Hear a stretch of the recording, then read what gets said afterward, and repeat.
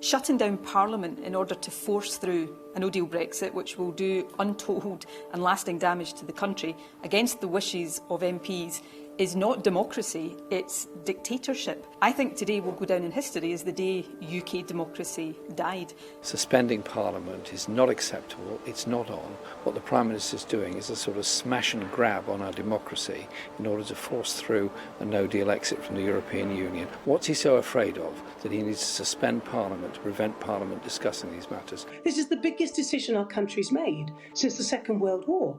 We should be sitting, and indeed, the media should have also at its fingertips so we can put it to the British people so they can listen and hear what a no-deal Brexit looks like. We have got our act together and we are determined with sensible Conservatives to stop no deal, that he is now proroguing Parliament. That's the truth of it. This is an outrageous power grab by a Prime Minister who is unelected in terms of the people of this country. A tiny proportion of people have voted him in as Prime Minister. Actually, at this time of national crisis is when people's voices need to be heard, when the government needs to be held to account, when there needs to be proper scrutiny.